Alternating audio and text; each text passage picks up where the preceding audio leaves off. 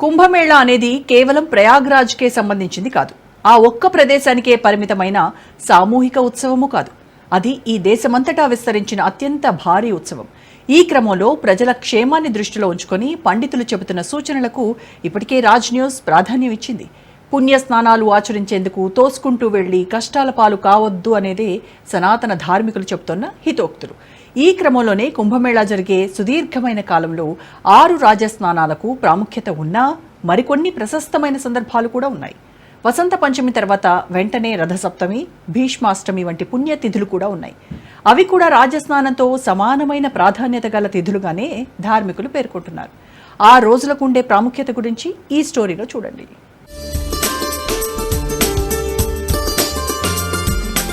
కుంభమేళ వేళ సూర్యోపాసన హేళ.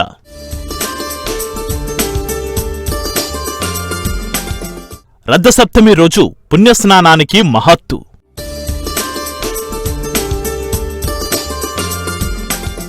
ఉద్యాత్పూర్వ స్నానంతో ఆరోగ్యమస్తు.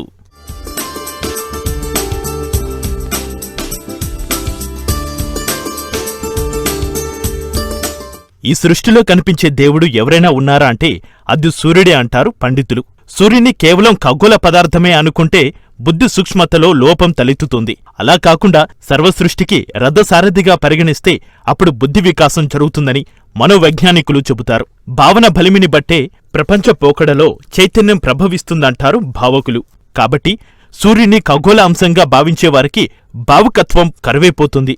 సూర్యుని భగవానుడిగా భావించేవారికి శారీరక చైతన్యంతో పాటు ఆత్మోద్దీపనం కలుగుతాయి. సూర్యుణ్ణి మనవాళ్లు భగవంతుడిగా భావించారు కాబట్టే ఇదిగో ఇలాంటి సూర్య నమస్కారాలు, ఉదయాస్తమయాలు చేసుకునే సంధ్యావందనాలు ఆవిష్కరించబడ్డాయి. ఆయన్ని భగవంతుడిగా భావించిన వారు 10 ఏళ్ల పాటు ఆరోగ్యంగా బతికితే కేవలం ఖగోళ పదార్థంగా భావించిన వారు ఇప్పుడిప్పుడే వారి ఆలోచనలు సవరించుకోవడం మొదలుపెట్టారు. ఇలా చెప్పుకోవడం కాస్త అతిశయక్తి అనిపించినా వందల వేల ఏళ్లుగా మన సనాతన సంస్కృతి ఆచరిస్తున్న క్రమాన్ని చూసుకుంటే అదే సత్యమని, నిత్యమని అనిపించక మానదు.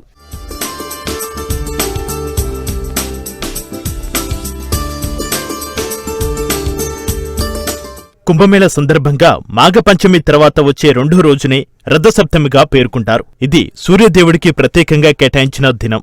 ఆ రోజున సూర్యుడి కోసం చేసే ఎలాంటి ప్రక్రియ అయినా అనేక రేట్ల ఫలితాలు ఇస్తుందంటారు. నదీ స్నానాలు చేసినా, సముద్ర స్నానాలు చేసినా, ఇళ్లలో చేసుకునే సహజమైన స్నానాలైనా సూర్య నమస్కారంతో పూర్తవుతాయంటారు. ఈ రోజునే సూర్య జయంతిగా పిలుస్తారు. భగవద్గీతలో విశ్వరూపం సందర్భంగా శ్రీకృష్ణుడు సూర్యచంద్రులను తన కళ్ళతో పోల్చి చెబుతాడు. మరో సందర్భంలో సర్వసృష్టిని తాను వీక్షిస్తున్నానని చెబుతాడు. అందుకే ప్రపంచాన్ని వీక్షించే భగవంతుడిగా సూర్య భగవానుడిని పేర్కొంటారు. సప్తాస్య రథమారుడమంటూ సూర్యగతిని కీర్తిస్తారు భక్తులు. సూర్యభగవానుడు 7 తెల్ల గుర్రాలు నడిపే తన బంగారు రథంపై కూర్చొని పూజలు అందుకుంటాడు.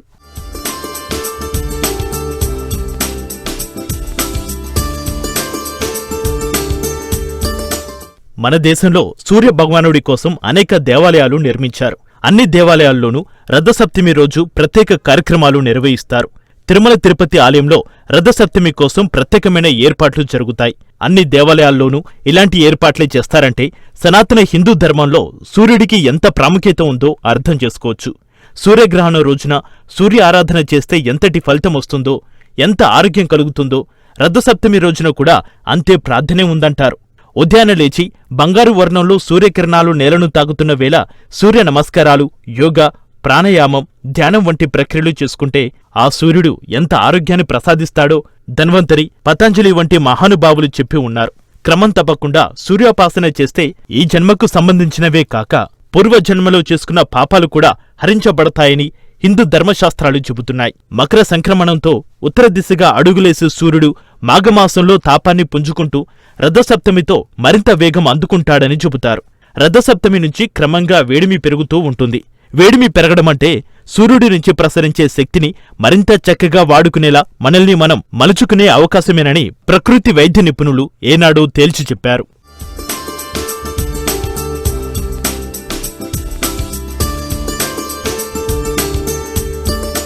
సూర్యుడు ఆరోగ్య ప్రదాత కాబట్టి రథసప్తమినే ఆరోగ్య సప్తమి అని కూడా వ్యవహరిస్తారు. సూర్యోదయ వేళ సూర్యుడికి ఆర్ఘ్యం ఇస్తారు. సూర్యుడి ముందు నిలబడి దోసెలలో నీళ్లు తీసుకుని లేదా చెంబులో నీళ్లు తీసుకుని సూర్యుడికి సమర్పించుకోవడమే ఆర్ఘ్యదానం. ఈ ప్రక్రియ ద్వారా సూర్యుని నుంచి వచ్చే కిరణాలు ఆ నీటి గుండా పయనించి మన శరీరంలో ఉన్న షట్చక్రాలను చైతన్యవంతం చేస్తాయని మన ప్రాచీనులు ఇప్పటికే రుజువు చేశారు. ఈ ఆర్ఘ్యదానం చేసేటప్పుడు సూర్యునికి ఉండే వేర్వేరు పేర్లతో స్తుతించినట్టయితే మరింత ఫలితాలు రాబట్టవచ్చని చెబుతారు. సూర్యుడి నుంచి వచ్చే శక్తిని ఆ విధంగా సవ్యంగా వాడుకోవడం తెలిసిన ఏకైక జాతి ఈ ప్రపంచంలో ఎవరైనా ఉన్నారు అంటే అది భారతీయులే. రథసప్తమి రోజున సూర్య భగవానుడికి నైవేద్యం పెట్టడం మాత్రమే కాదు, అన్నదానం చేసే సాంప్రదాయం కూడా ఉంది. ఈ రోజు పెద్దలకు పిండ ప్రదానాలు చేస్తే అవి నేరుగా పెద్దలకే చెందుతాయనే విశ్వాసం కూడా ఉంది.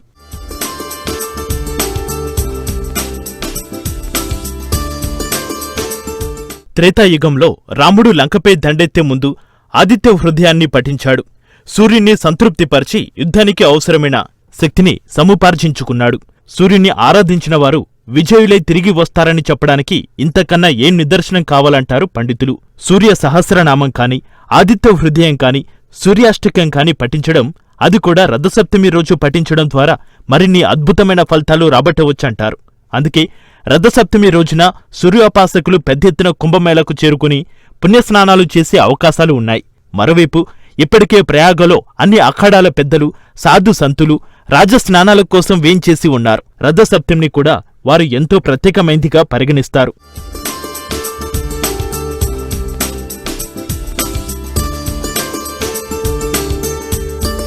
ఇక రథసప్తమి తర్వాత మరుసటి రోజే భీష్మాష్టమి.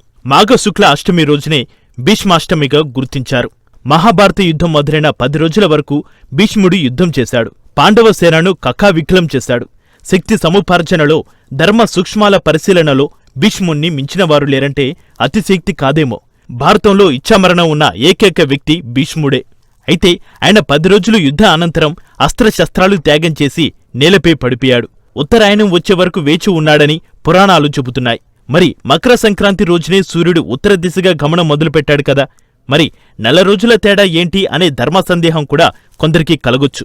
అయితే భారతీయ జ్యోతిష్య గణికులు ఏనాడూ లెక్క తప్పలేదు. ద్వాపర యుగంలో కాలానికి, కలియుగంలో కాలభ్రమణానికి మధ్య వచ్చిన తేడాల కారణంగా అదిప్పుడు మాఘసప్తమికి మారడం జరిగిందని నిపుణులు చెబుతున్నారు. ఆ మరుసటి రోజే అష్టమి నాడు భీష్ముడు అంతిమయాత్రకు పయనమయ్యాడని, అదే భీష్మాష్టమిగా ప్రసిద్ధి పొందిందని పండితులు చెబుతారు.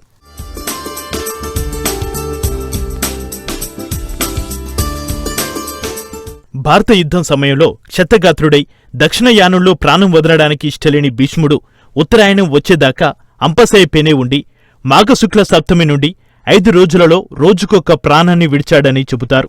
కాల నిర్ణయ చంద్రిక, నిర్ణయ సింధు, ధర్మసింధు, కాల మాధవీయం వంటి గ్రంథాలు మాఘశుద్ధాష్టమిని భీష్మ నిర్యాణ దినంగా చెబుతున్నాయి. భీష్ముడు అంపశయ్యపై 58 రోజులున్నట్లు భారతంలో చెప్పారు. ఆయన యుద్ధం చేసింది 10 రోజులు. భారత యుద్ధం ప్రారంభమైన కార్తీక బహుళ అమావాస్య నుండి 68 రోజులు లెక్కిస్తే వచ్చేది మాఘశుద్ధాష్టమిగా పేర్కొంటారు. భీష్మాష్టమి రోజున భీష్మునికి తిలాంజలి సమర్పించే వారికి సత్సంతానం కలుగుతుందట. భీష్మాష్టమి భారతదేశమంతటా జరుపుకోవాల్సిన పర్వదినమని వత్రోత్సవ చంద్రిక అనే గ్రంథం సూచిస్తున్నది. కుంభమేళాను పురస్కరించుకుని ఇలాంటి అనేక పుణ్యతిథుల్లోనూ పుణ్యస్నానాలు చేసే ఆచారం ప్రాచీనంగా వస్తోంది. ఇప్పుడు మరింత ప్రఖ్యాతి చెందుతూ అనేక మందిని ఆ దిశగా నడిపిస్తోంది.